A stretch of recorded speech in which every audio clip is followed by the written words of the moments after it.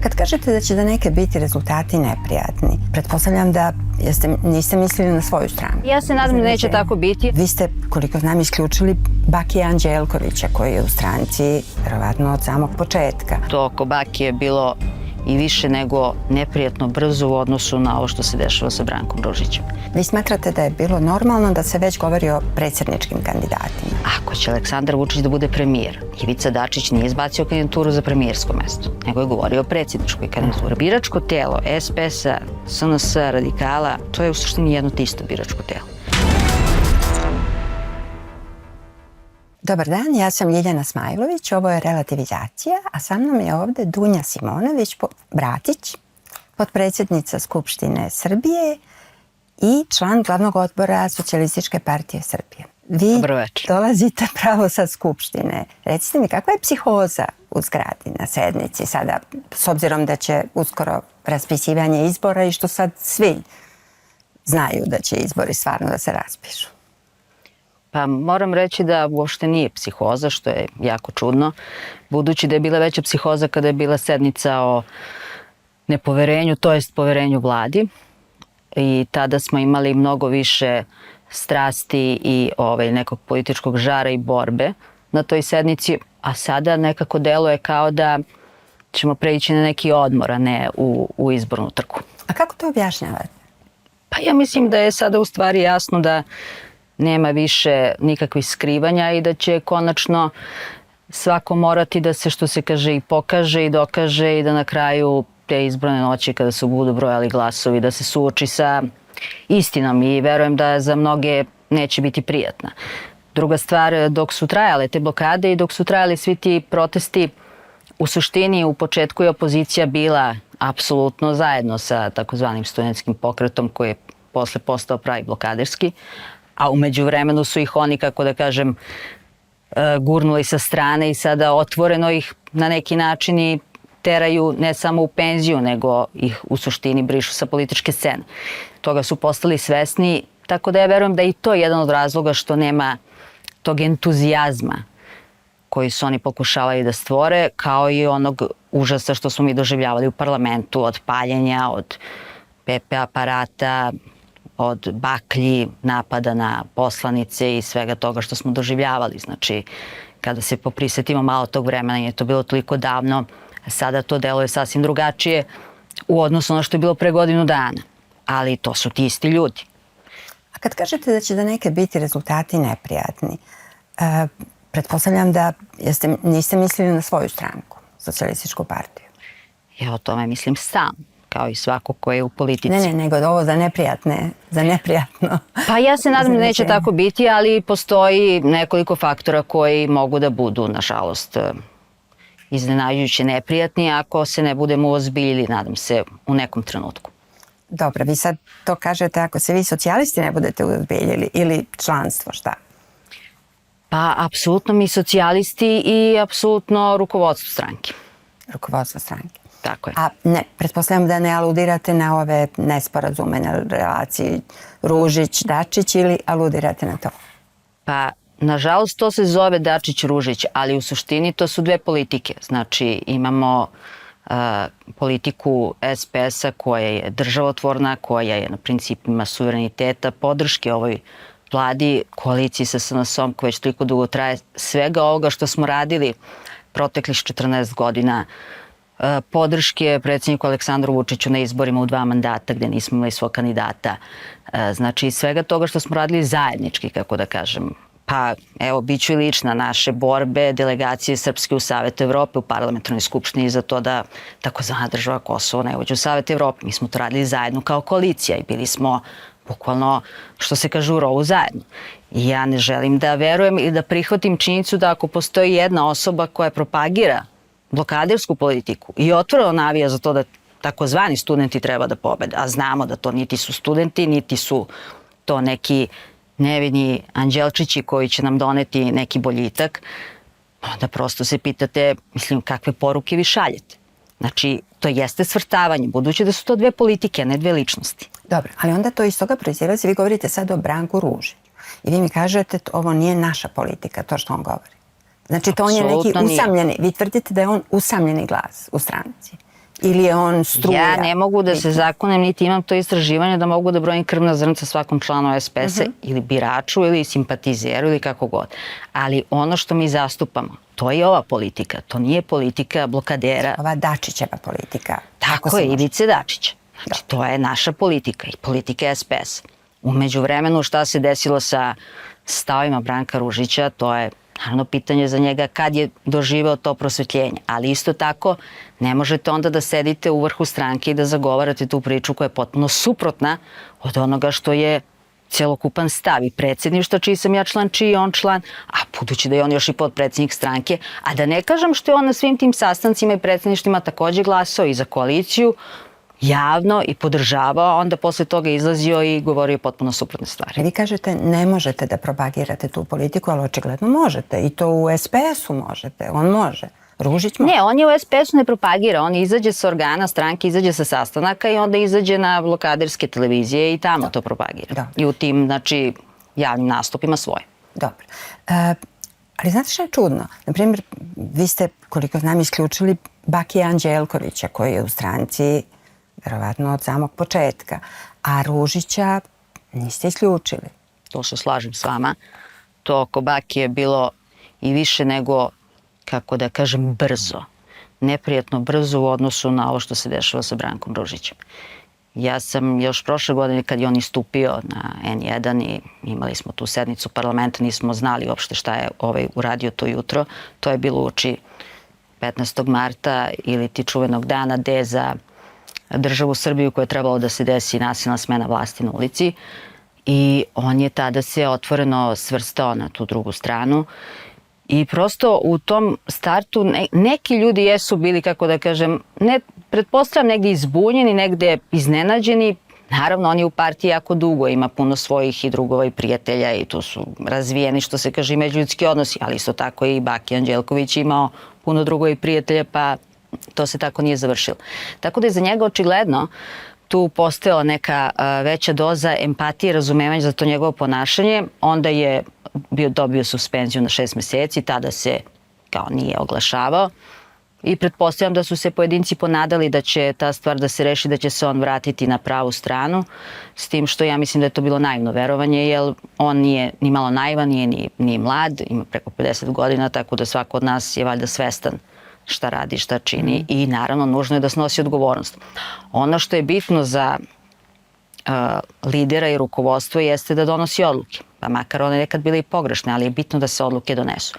Ono što je nama bilo otežavajuća okolnost, to je bila lična priča Ivice Dačića, njegova bolest i faktički veliko je pitanje bilo u tom trenutku od kraja februara šta će stvarno sa njegovim životom da se desi. To su izuzetno vanredne okolnosti, da ih tako nazovem, koje su naravno za jednu lidersku stranku, kakve su manje više sve u Srbiji pa i u svetu, jedan težak udarac bio i to nam je takođe donelo, kako da kažem, taj osjećaj da ne znamo šta će da se desi, da li će se oporaviti, neće. To je prosto su trenuci kada vi ne možete da razmišljate sada o tim nekim drugim stvarima. Iako, naravno, partije su to je život. Bilo je sigurno ne samo Branko, tu uvek postoje oni koji pretenduju na to neko lidersko mesto i poziciju. Tako da trebalo je vremena i da se Ivica oporavi, a i naravno vremena da oni shvate da Ivica, što se kaže, ponovo u sedlu i da može da nastavi u punom kapacitetu, da bude lider te stranke. Vi ste do sada bili u 5 koalicija, u 5 vlada sa SNS-om, ako se ne varam, ali ste uvek izlazili na parlamentarne izbore odvojeno. Tako je. Pa zašto se sada nekako osjetila prilična kontrolisana, ali ozlojeđenost kod predsjednika Vučića kada je se saznalo, kada je obelodanjeno da je stranka donela odluku da ide samostalno? Pa ja ne verujem da je to imalo veze sa izlaskom odvojeno na parlamentarne izbore. Ja pre mislim da budući da je ideja da prvo budu vanredni parlamentarni izbori, a nakon toga predsjednički, da je pre to možda bila ta odluka da se Ivica a priori kandiduje za mesto predsjednika, da ima podršku stranke za svoju predsjedničku kandidaturu, budući da smo u posljednja 2 ciklusa kada je bira naravno predsjednik sadašnji Aleksandar Vučić, SPS nije imao svog kandidata, znači Ivica je žrtvovao svoju kandidaturu da bi predsjednik Vučić u prvom krugu apsolutno pobedio, jel tako? Tako da i to je naravno bila podrška celokupne partije i negde je očekivanje, ako gledamo u tim što partijskim, što ljudskim dogovorima, da u trenutku kada više predsjednik Vučić ni po ustavu ne može da se kandiduje za predsjednika, da onda to bude Ivica Dačić. Nije se razgovaralo o nekom trećem ili niti smo čuli još uvek ko bi bio taj kandidat. Tako da prosto ako vodite stranku i ako to više za mesto predsjednika ne može da se bira neko i sada, onda je logično da vi podržite svog kandidata. Ko bi bio onda kandidat SPS-a nego Ivica Dačić? Kao što je onda i logično da ako smo mi podržavali predsjedničkog kandidata SNS-a, taj SNS onda da podršku SPS-u za njenu kandidata. Predsjednik se žalio na tajming, ne toliko na odluku, nego na njen trenutak kad je odlučeno za ono obelodani. Ali zašto govorite o predsjedničkim izborima, pošto, koliko sam razumela, predsjednički neće biti ove godine ili možda i hoće? Pa ja sam razumela da će predsjednički biti ove godine? Pa uskoro i isti ti predsjednički, a ovo je, kako da kažem, ako govorite o jednima, a znate da su ovi drugi nužni, jer primarno mi imamo apsolutno nužne predsjedničke izbore, budući da predsjedniku ističe mandat 31. maja sledeće godine. Ovo su vanredni parlamentarni, mi možemo da imamo republičke izbore i početkom 28. Naravno. Tako da sada su, mislim, kako da kažem, imamo najave da će izbora biti brzo, ali prvo treba da se raspišu, a onda kad se raspišu da vidimo koji su i da vidimo šta se radi. SPS je imao proslavu Dana partije 17. jula na Fruškoj gori i to je, kako da kažem, jedan normalan sled da kada govorite o izborima da kažete, dobro, pošaljite nam predloge za republičku listu, znači za poslanike, a s druge strane i dajte predlog koga biste za kandidata za predsjednika. To je ciklus koji prosto ide. Vi smatrate da je bilo normalno da se već govori o predsjedničkim kandidatima i da se već dogovore dve koalicione stranke ko će im biti predsjednički kandidat. I oko toga smatrate Pa sada apsolutno. izbor? Ko će biti premijer posle ovih izbora? Aleksandar Vučić, je li tako? Znači Ivica Dačić ne izlazi... Pobedi na izborima. Dobro, ja verujem da će pobediti.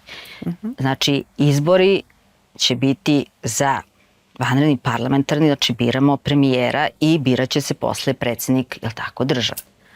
Ako će Aleksandar Vučić da bude premijer, Ivica Dačić nije izbacio kandidaturu za premijersko mesto, nego je govorio o predsjedničkoj kandidaturi predsjednika države.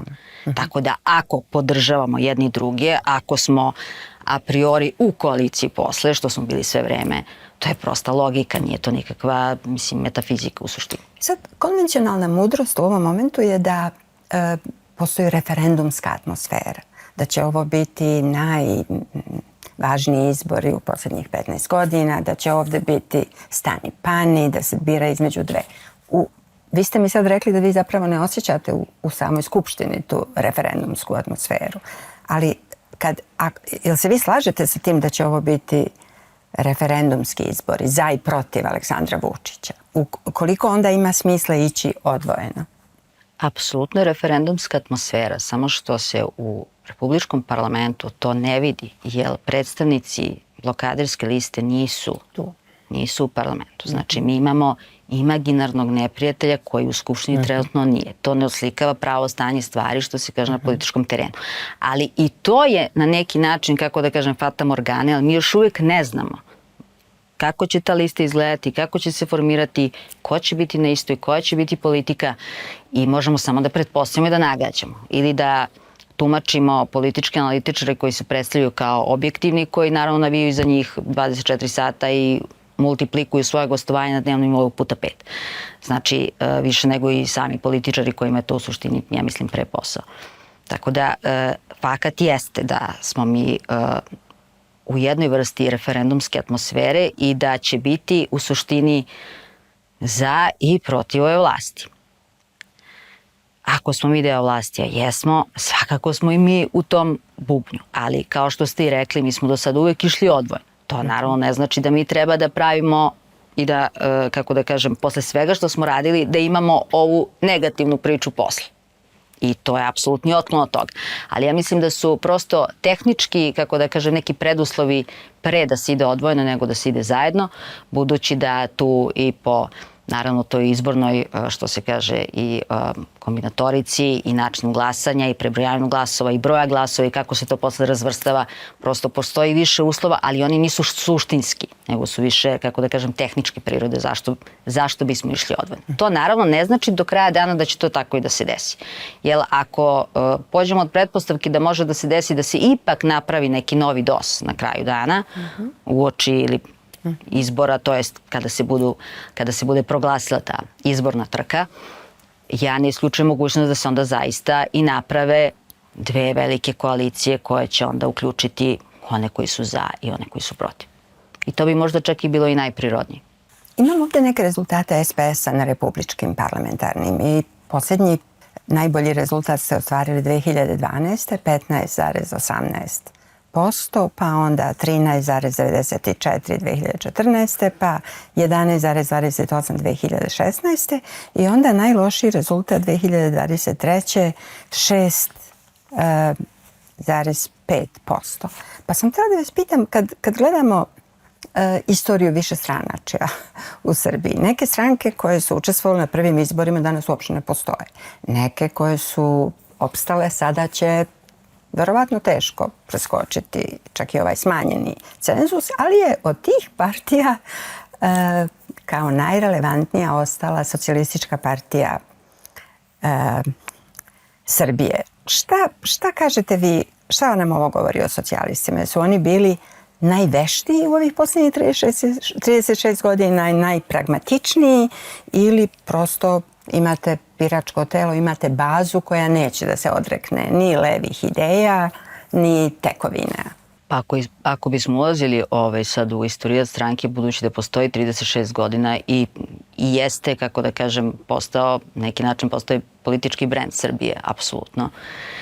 I postojalo je više faza. A što se tiče izbornih rezultata kao takvih, uvek je nekada i kad dobijete više, ne mora da znači da ćete biti deo ili neke koalicije ili da ćete participirati. Bilo je i onih koji su imali mnogo više pa nisu mogli da formiraju te većine. Znači, ti sami brojevi naravno da mnogo znače od onog minimuma da ste prešli cenzus pa nadalje i naravno da znači kada imate što više. Mislim, to je apsolutna potvrda vaše politike i toga da su vas birači razumeli i da imate podršku. Ali u tim, kako da kažem, kombinatorikama političkim na kraju, koje se uvek i dešavaju, budući da je parlament ipak se broji i zna se ko može napravi većinu i koliko ta većina mora da ima poslanika. Ne mora nužno naravno da znači da je za svakog tog birača u svim tim fazama ta neka od tih odluka i koalicija bila nešto što se svakom dopalo. Apsolutno nije.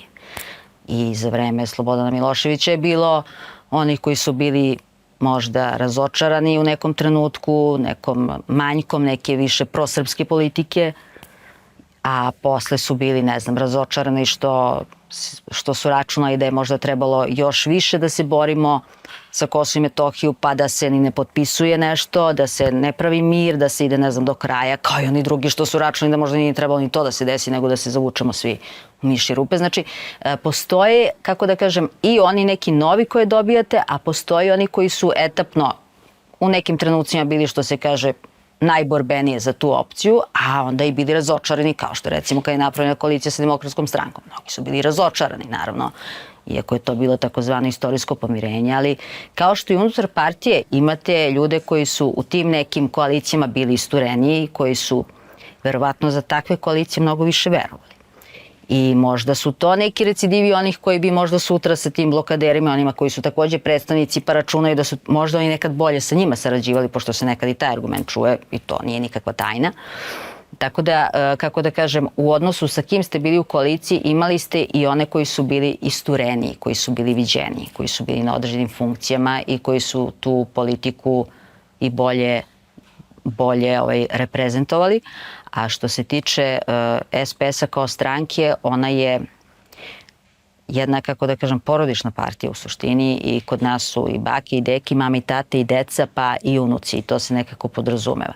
to je negde i stvar vaspitanja i opredeljenja i budući da postoji 36 godina istorija SPS je u suštini istorija naše države i odnosa i raznoraznih ljudskih sudbina koje su nekima i dan danas inspiracije, uzor, nekima su deo nekog, kako da kažem, bremena koje se nosi, ali ponosno, nekad je teško, nije naravno uvek to bilo ni jednostavno, ali to je jedno čvrsto jezgro koje je u suštini levo opredeljeno, koje je državotvorno, koje je za apsolutnu podršku da je naravno Kosovo i Metohija sastavni deo Srbije, za apsolutnu podršku Republici Srpskoj i to su neke stvari koje mi apsolutno, što se kaže, podrazumemo, baštinimo, kao i naravno tradicionalno dobri odnosi sa Ruskom federacijom, sa Kinom i pokušaj saradnje sa svim drugima, naravno u što boljim odnosima, a da ne kažem da je i taj segment bio jedan od tih prelomnih kada je Ivica Dačić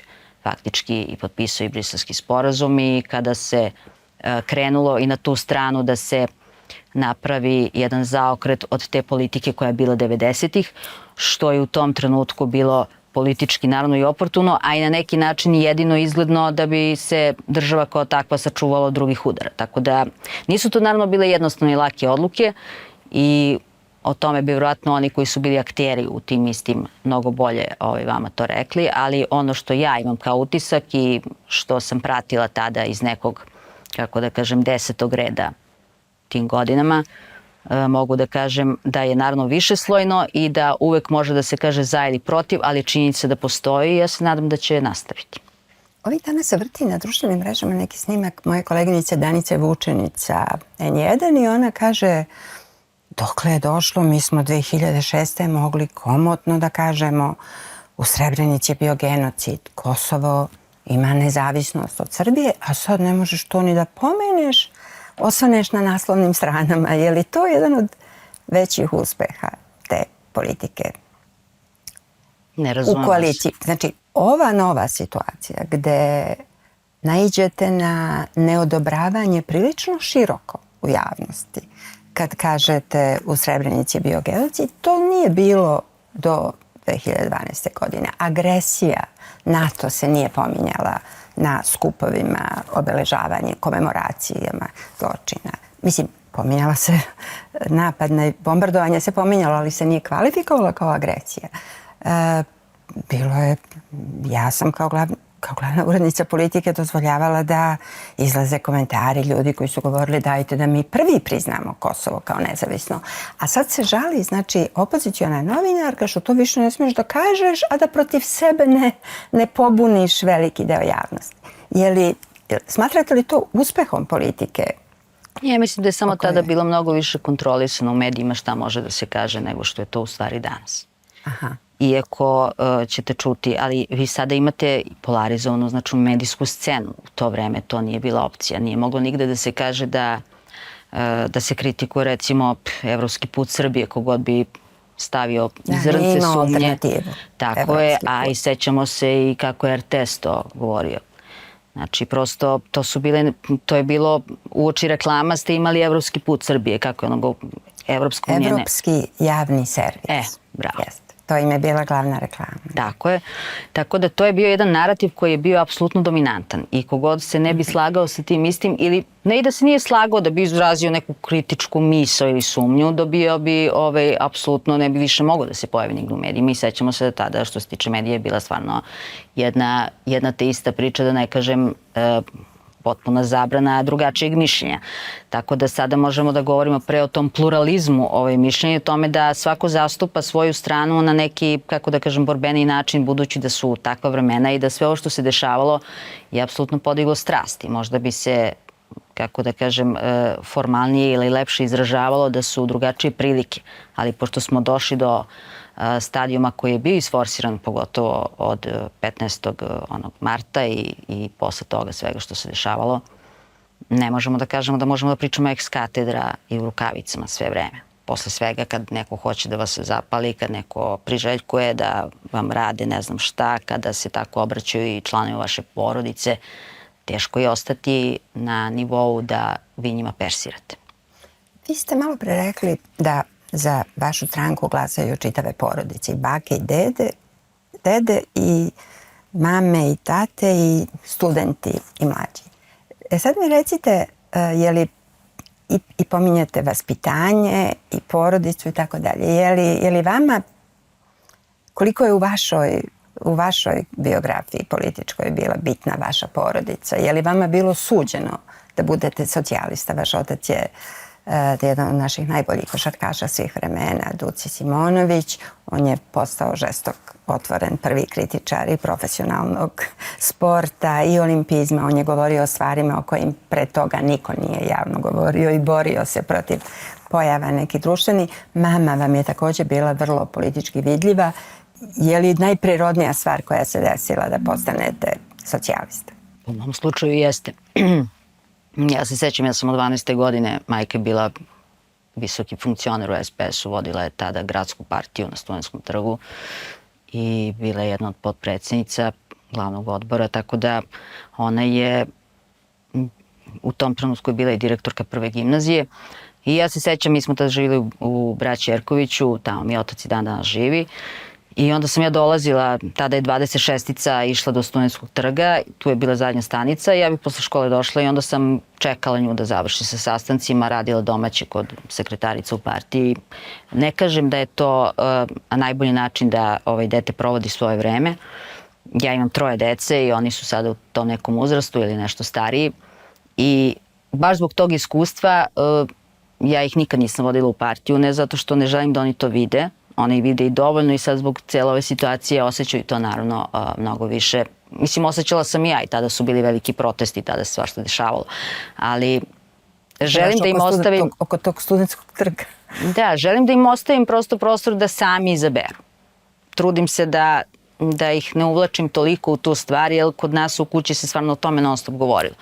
Ja pokušavam i sa suprugom da imam na neki način da poštujemo svako svoj deo priče i nekog profesionalizma ako smo u stanju da to uradimo. Naravno nije to uvek lako, ali što se tiče mog učestvovanja u političkom životu, ja sam sa 18 godina posle 2000, znači ja sam bila tada, upisivala sam fakultet tačno u oktobru 2000 filozofski i tad je otpor, zna se kako funkcionisu na tom fakultetu primarno, kao što su i sada naravno faktički bili prvi i osnovni bastion tog blokaderskog pokreta. I kada su svi ti protesti bili nakon hapšenja Slobodana Miloševića i kada su ga hapsili u Vilimir, ja sam i tamo bila tu noć sa roditeljima, znači prosto stalno smo bili na sahrani Slobodana Miloševića, naravno svi smo bili. Tako da to su neke stvari koje naravno vas obeleže, koje ne možete da zaboravite, koje vam odrede na neki način priču, a s druge strane i da nisam bila u trenucima kada i nisam bila aktivna u partiji kao takvoj i kada nisam imala nikakve funkcije, gde god bih se pojavila, gde god bih radila, to me je pratilo. Jer prosto mi smo jako mala čaršija i mala zemlja. Ovde se ne prašta ako su vam roditelji poznati. Jedni ih vole, drugi ih ne vole, jedni ih obožavaju, drugi ih mrze. Teško da mi imamo sredinu. I u tom kontekstu sva deca čiji su roditelji poznati ili po bilo kom osnovu, prosto to ih prati. I samo sa tim treba čovjek da se na neki način pomiri, da to prevaziđe i da naravno shvati da je on lično sama po sebi posebna, ali to je taj deo odrastanja koji nije naravno jednostavno kad ste mali, ali nakon nekog vremena i kad uplivate u neke ozbiljnije vode, ja sam sada ponosna na to celokupno nasleđe, naravno već duže, s obzirom na to da i ja sad radim neke ozbiljnije poslove i radila sam i znam koliko je to izazovno i koliko je teško i kada čovek u to zaista veruje, onda mu naravno znači podrška porodice. Tako da ja bih osetila kao veliku, kako da kažem, ne izdaju, ali veliko razočaranje da sutra moja deca ne nastave ovim putem. Oni sada apsolutno podržavaju to sve što ja radim i razumeju i mislim da zaista razumeju. Ali opet kažem, ja ne želim da ih uvodim u zgradu kao takvu, u instituciju kao takvu, dok ne budu punoletni, naravno.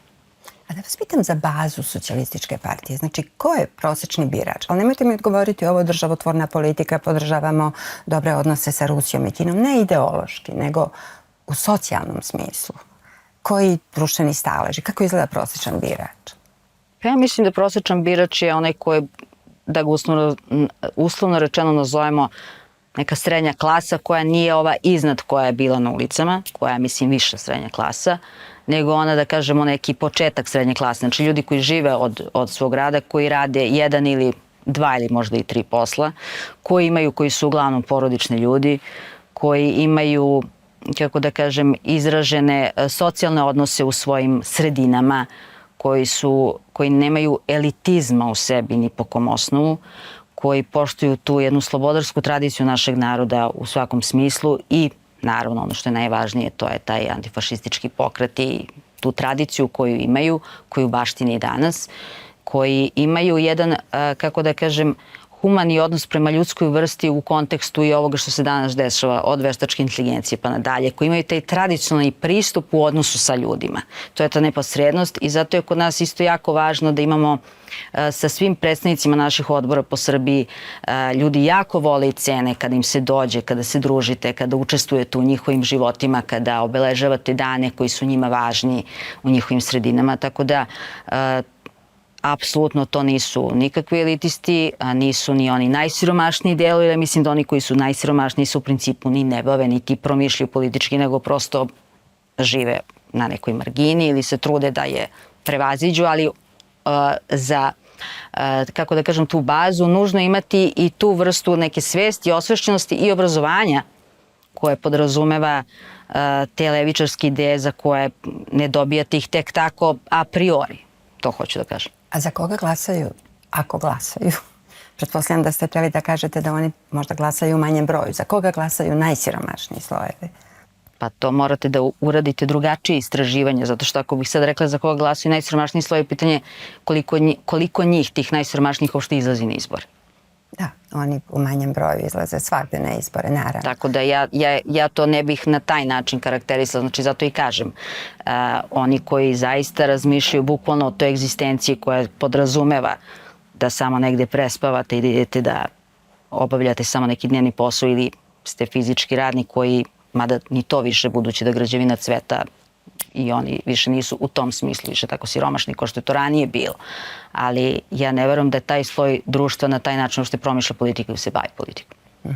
Jer meni se činilo, i sad neću da se uklopim u kliše, za ove glasaju prostačine, seljačine i ćaci, a za nas intelektualna elita, ali meni se činilo 2012. da se stvarno desilo nešto novo i da je SNS uspeo da izvede niže društvene staleže na glasanje i da je delom i zbog toga pobedio i da je to bila ta vrlo bitna nova stvar u našoj politici. E sad, hoću da vas pitam, jel osjećate vi, ako ne, da postoji klasna borba u našem društvu? Osjećate li nešto što mene lično muči veoma? Osjećate li klasnu mržnju ili klasni prezir kod nas?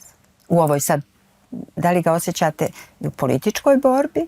Sad aludiram očigledno na ćacije i na taj način na koji se govori da kogod je inteligentan i obrazovan glasa za studente ili ne znam, za opoziciju, a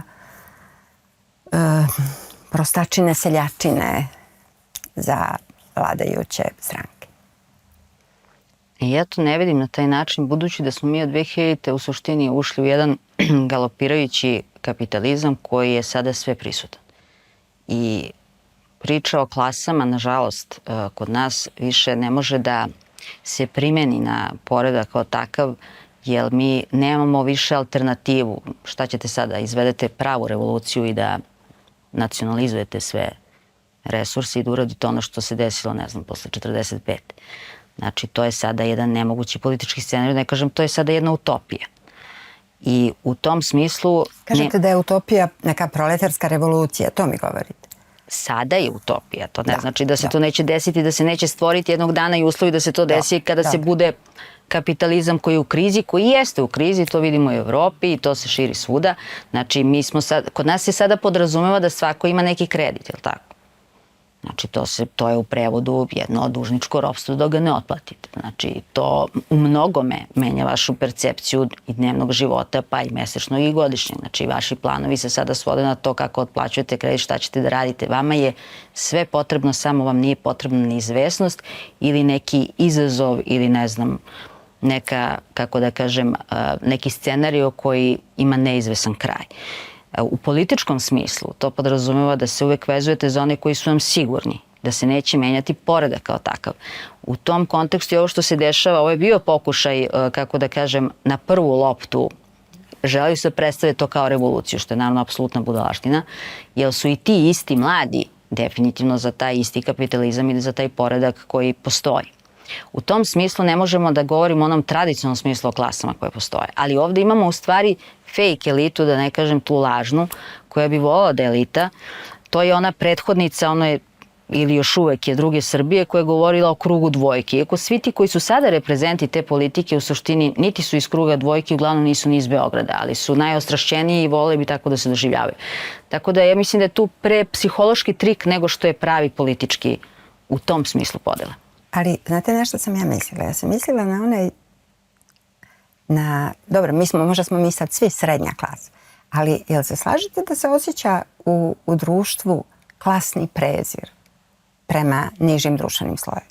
I da se slobodno, vi ste malo pre rekli, više sad ti neko reaguje ako ti kažeš bio genocid u Srebrenici, jer sad su mediji otvoreniji, odnosno imamo i opozicionu štampu i provladinu štampu, tačno. Ali mi sad recite, kako to da ima toliko klasnog prezira prema nižim društvenim slojevima i da se to nekako potpuno nekažnjeno iznosi i da to se prihvata? Evo, daću vam primjer. Gledala sam neki dan ovu supruga Sergeja Trifunovića je, ne znamo šta se tačno desilo, ali uglavnom ona je izlazila iz Zare u galeriji sa nekom robom koju nije platila i sad kad ona prepričava šta je se desilo, ona priča o čoveku iz obezbeđenja koji ju je sprečio da iznese tu robu, a da nije platio, i ona kaže to je punjena, kako je rekla, punjena teleća glava, pogled neokrznut mišlju. Znači, postoji neka velika sloboda u društvu da se uvredljivo i veoma loše govori o ljudima koji obavljaju najmanje plaćene društvene poslove. To vas pitam zato što ste u socijalističkoj partiji i samo da čujem da li to primećujete. Dobro, nisam znala za te reakcije, mislim slabo i pratim u suštini jako slabo društvene mreže i to što se predstavlja, to ponašanje u suštini u krajnje primitivno i nevaspitano ponašanje. Ali što se tiče, pa to je ono što sam i rekla, to je ta umišljena elita koja misli da treba da prezire one koji nisu po njihovom mišljenju na nivou na kom su oni, iako je veliko pitanje naravno na kom su nivou oni i po obrazovanju i po svojim mogućnostima. Ono što jeste breme kapitalizma kao takvog jeste taj materijalizam i vrednovanje ljudi kroz posjedovanje i kroz novac. Ja ne kažem da mi nemamo mnogo tajkuna, očigledno ih imam. I to jeste proizvod svega što se dešavalo u promeni sistema kao takvog i društvenog poretka. I to su stvari koje takođe vidimo i koje naravno nikome ne priju, pogotovo kada govorimo o korupciji, o stepenu korupcije koji se pominje i zašto je to pogodno tle? Pa zato što u sistemima gde postoji veliki novac, gde postoji ozbiljan bankarski sistem koji je strani, znamo šta nam se desilo, postoje naravno i velike mogućnosti i za krađu i za korupciju. I to je ono što svako društvo mora da iskorenjuje i da s vremena na vreme pročišćava svoje redove, naravno, jer što ste bliže vlasti, svakako da imate mnogo više šansi da se bavite koruptivnim poslovima i da se obogatite, što se kaže, preko noći. I ljudi vide, preće da vide nekoga ko živi pored njih, ko je dojuče živao kako je živao na jednom elementarnom nivou, nego što će da shvate da li je neki tender namešten ili nije, da li su tamo neke milijarde proneverene ili ne znam da li se upotrebilo ovo ili ono. To je ono što se osjeća, naravno, i vidi, što se kaže, na ulici. Vidi se, idu deca u školu, pričaju jedni drugima ko gde ide, šta radi, pa onda se kaže šta rade mame, tate. To su neke stvari koje su nepravda. I u tom smislu ta institucionalna borba protiv toga, kao i, kako da kaže, maniri, jer ono što je kod nas u stvari problem, što i ti ljudi koji dođu do tih, na taj način, do tog bogatstva, oni imaju potrebu da se time i hvale. Jel zašto si to sve radio ako sad svi ne treba da vide da si ti, jel tako, uspeo u čaršiji na jedan krajnje kriminalan način. Ali suštinski naše društvo na neki perverzan način to negdje i vrednuje. Zato što je sam kapitalizam doveo do toga da je mnogo važnije da imaš pare nego kako si do njih došao. To je ono sa čim mi treba vaspitanjem, obrazovanjem, institucijama da se borimo. Drugi veliki problem u toj celoj priči jesu naravno kupljene diplome. Onog trenutka kada se došlo do ideje da treba da pristupamo Evropskoj uniji, videlo se da mi imamo jako malo, naravno, visoko obrazovnih ljudi i onda se napravila jedna relaksacija sa tim privatnim univerzitetima, ne onim stranim dobrim koji imaju ozbiljne kriterijume, nego smo došli od toga da smo puštali ta tela za akreditaciju Ministarstva prosvete raznorazne i gledali im se kroz prste. A onda se ispostavio naravno da je tamo većina i naših političara i ljudi koji su na ozbiljnim i odgovornim mestima nekako dolazila do tih diploma, ili tako? I to je ono što se isto zna i to je ono što naravno vređa ljude. U tom smislu, naravno da je, kako da kažem, ne opravdan, nego je jasan neki bunt i bes u odnosu na neke stvari. Imam ih i ja. Svako od nas koji je stvarno učio, završio neke škole, rodio se ovde u Beogradu, pošteno došao do toga, pa naravno da mu ne prija da neko ko je na sumnjiv način, da ne kažem drugu reč, uspeo do momenta da, ne da je uspeo, nego da ne možete sa njim da se poredite sledeća 3 života. To je ono što pravi tu novu, kako da kažem, novo pogodno tle za neku potencijalnu klasnu revoluciju, ako do iste dođe. Ali da bi do toga došlo, to bi moralo ne na ovaj način da se zaoštri situacija u društvu, jer ovo je, po mom skromnom mišljenju, više bio povod nego što je bio pravi uzrok. Do tog trenutka se dolazi kada zaista dođe do velike ekonomske krize i kada ljudi više nemaju ni šanse ni mogućnosti za početak ni da otplaćuju kredit, ne plaćaju stanarinu, ni infostan, ni hranu, ni ostalo i da izdržavaju svoju decu. To je ono što ih izvlači na ulici, to je ono što smenjuje poredak kao takav i pravi revoluciju. To znamo iz istorije. Ali sada u ovom smislu mi smo još uvek na neki način društvo koje to prihvata i ima jedan, kako da kažem, podrugljiv odnos prema onima koji nisu dovoljno bogati ili nisu bogati koliko je u nekim hollywoodskim projekcijama za ove naše primitivce ovde koji nažalost postoje i koji diktiraju taj model ponašanja. I to je ono što naravno treba sa tim da se obračunava i da se te pojave javno, kako da kažem, stigmatizuju i da se da šansa ljudima da ako se priča o poštenju i ako se priča o nekom pristojnom razvoju, ako se priča o obrazovanju, ako se priča o vaspitanju, o nekim pravim vrednostima, da se takve pojave suzbijaju. Koliko je lako na izborima, evo vi sad uveli ovo razgovor o korupciji i o ozbiljnim društvenim nepravdama. Koliko je lako biti na vlasti 15 godina i reći verujte nama, mi ćemo da iskorenimo ove pojave, jer i najneutralniji birač i najmanje zlonameran čovjek bi rekao čekajte, ali dugo ste na vlasti, što ima tih toliko pojava? Kako to objašnjavate biračima? Pa apsolutno je teško objasniti da ne možete da sankcionišete one najtransparentnije, pa da onda idete po dubini. Zato treba jedna ozbiljna politička volja i odluka svih. I da se napravi, što se kaže, jedna klima koja će to prevazići, ali ranije je bilo mnogo lakše zato što ste imali drugačije društveno uređenje. Je bio socijalizam, nije bio kapitalizam. Ovde vam je elementarna pretpostavka da se sve zasniva na novcu i da se sa novcem jedino i radi.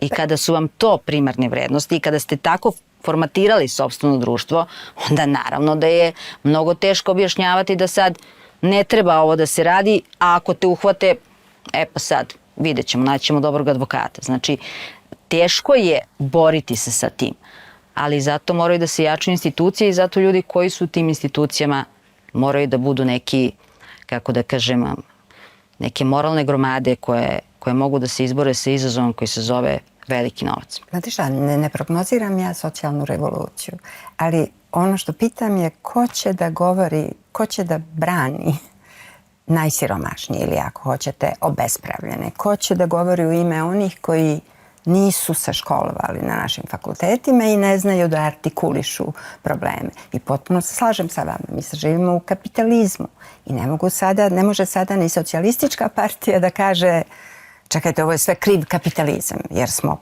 pristali, većina je htela ovo društvo. Ovo je to. Mi smo na razvalinama jednog drugog sistema napravili ovaj. Tako je. Ali opet se čudim, znate, sećam se kad je na početku svoje vladavine Vučić je smanjio penzije. I onda, ne znam, bila je došla neka delegacija iz Svetske banke i sad sam ja zajedno sa još nekoliko ljudi koji su profesori, istraživači i tako govorila kako je neustrašivo od njega što svojoj bazi smanjuje penzije, a Boga mi me ova jedna žena koja je iz Svetske banke došla rekla kako mislite svojoj bazi? Pa nije smanjio najmanje penzije. Ja sam rekla tačno, a ona mi je rekla pa zar nije to njegova prava baza? Ti koji imaju najmanje penzije i koji im nije skratio. Ja vas samo zato pitam da li neko razmišlja da bude njihov glasnogovornik. Pa ja mislim da to nije slučaj u stvari, nego je to više jedna propaganda ovih predstavnika takozvane druge Srbije. Zato što je Vučić sa njima raskrstio, ja mislim, na samom početku, jer svaka vlast je uvek žela da ima intelektualce u sebe.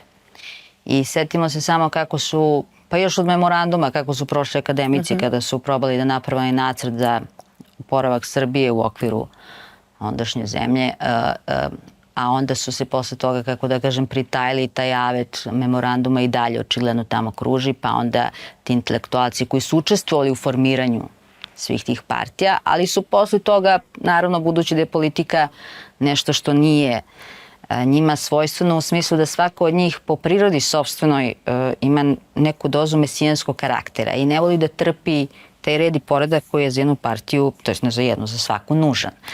I misli da je to njegovo epohalno mišljenje jedino ispravno. I veliki je problem s intelektualcima da ostanu, kako da kažem, deo te partijske hijerarhije. Retki su oni koji umeju da spoje i jedno i drugo.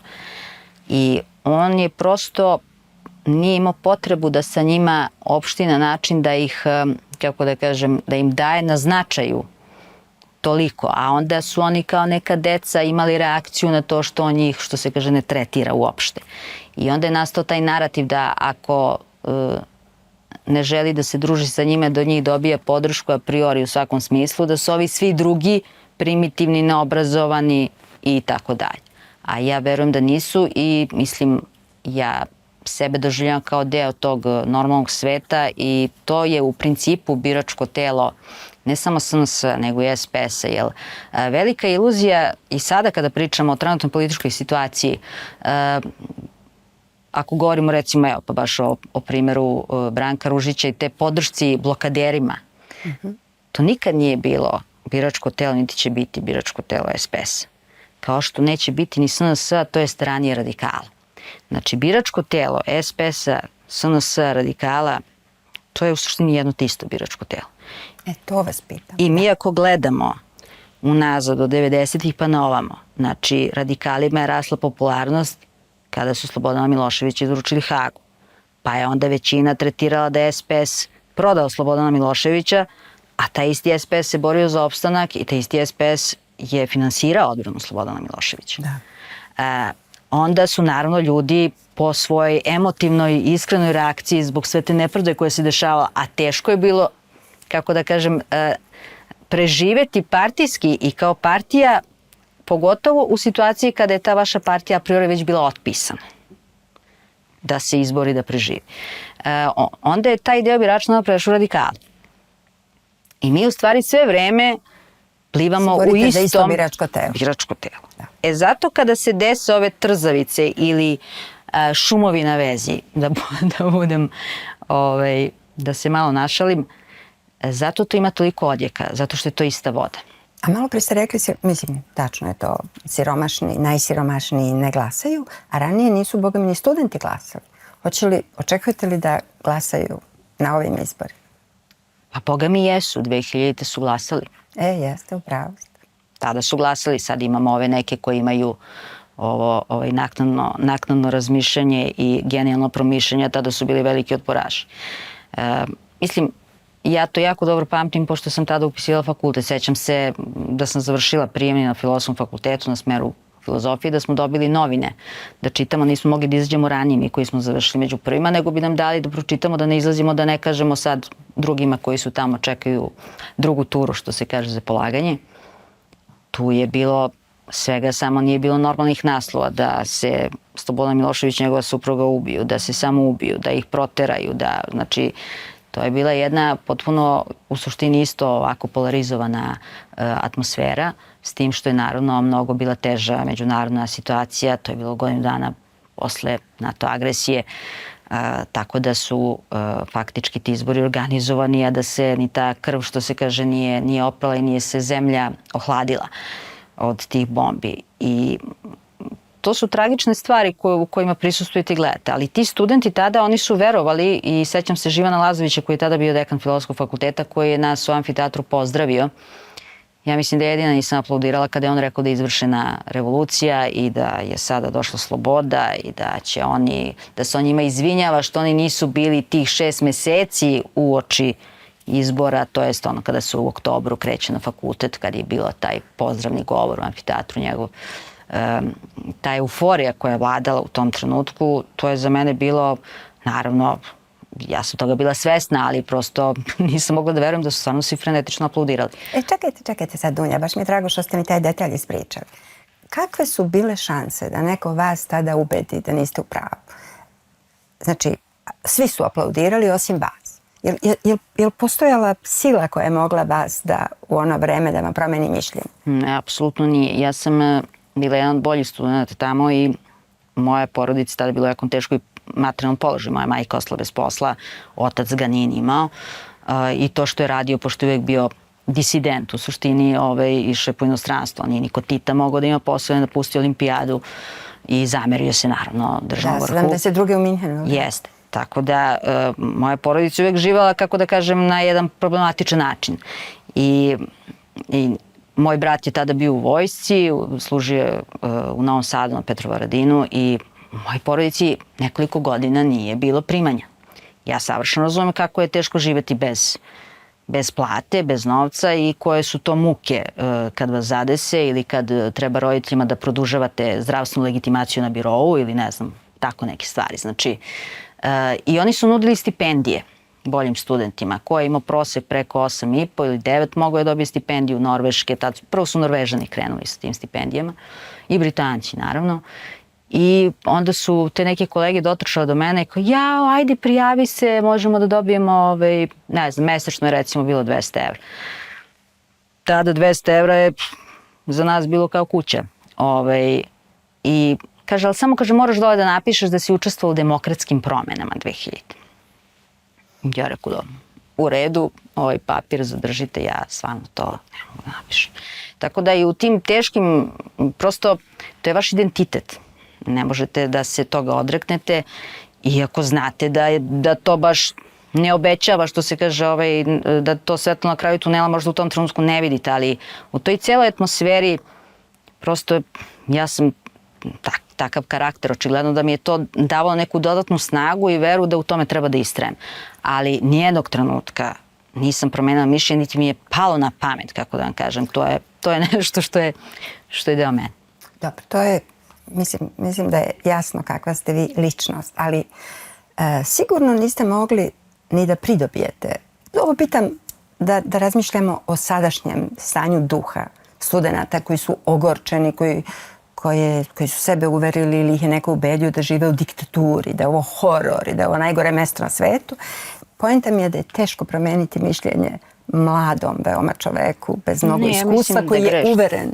Molim? Mislim da grešite. Mislim da grešite. Šta se desilo? Pa mnogi su promenili vrlo brzo to vas pitam, da. Mišljenje. Pogotovo studenti sa filozofije. Pa da, naravno, zato što je Zoran Đinđić bio filozof, ili tako? I oni su se zaklinjali u njega i vjerovali su da je on njihov oslobodilac i da će, čak su ti profesori, asistenti toliko budalosto iznosili te svoje svoje ideje na tim predavanjima i vežbama, da su govorili da će oni sad imati plate po 4-5 hiljada evra, da će oni biti kao u Nemačkoj gde je Zoran Đinđić bio i su prosto bili neki mitovi i legende od nekih ljudi koji su, jel tako, ozbiljni intelektualci koji su prošli to školovanje, koji su nešto i doktorirali, branili, jel tako, te doktorate i pisali neke radove. Tako da je to bilo, kako da kažem, na jednom infantilnom nivou. I to je kao neka, kako da kažem, kao virus koji se širi. Ali vrlo brzo kad im se rasprše te iluzije, imate one koji budu ljuti i besni pa onda iz bunta pređu ili se vrate na onu drugu stranu. Imate one koji se razočaraju pa mole Boga da se vi ne setite šta su sve radili i pričali, da ne kažem da ih je malo stid i sram. Kao što i sada možete da vidite po onim roditeljima koji nisu hteli da im deca idu u osnovne škole, nego su ih vodili na proteste. Sada ih vode i sada se prave kao da to nisu radili, kao da nisu deci kačili bedževe na rančeve koji imaju možda 8, 9, 10 godina. Znači, pojavi se i taj osjećaj. Mnogi od njih onda pređu apatiju, jel tako? Vrate se u ono stanje, ne zanima me politika. Ali u tom smislu izazov je da se takvi ljudi naravno, jel tako, preobrate. To je valjda svakom političaru cilj. Dešava li se to? To vas pitam. Šta se desilo u posljednjih 6 mjeseci ili godinu dana? Pa ja mislim da su oni sad negdje na pola puta. Na pola puta. Mislim da su na pola puta i da će im trebati još jednu godinu dana da revidiraju ono što su, da priznaju u stvari da su pogrešili u tim svojim predviđanjima. Je li vaša politička procena bila da je ova jesen odlično vreme za izbor? Pošto su ovo vanredni izbor. Ja bih zadržala barem još pola godine. Da ih nema. Prosto da se dođe do onog nivoa. Ne baš katarze, ali da dođe do tog smira. Jer kako ja to doživljam i način na koji sam to doživjela i posmatrala posle 2000. Vama se čini da trenutno voda ide na vaš mlin. Da je trebalo i da će u principu ići. Ako govorimo o našem biračkom telu, a malo pre smo definisali da je to manje više isto biračko telo vladajuće koalicije, koje se preli. Dunja, hvala vam velike na ovom razgovoru. Hvala vama na pozivu. A hvala i vama što ste bili sa nama.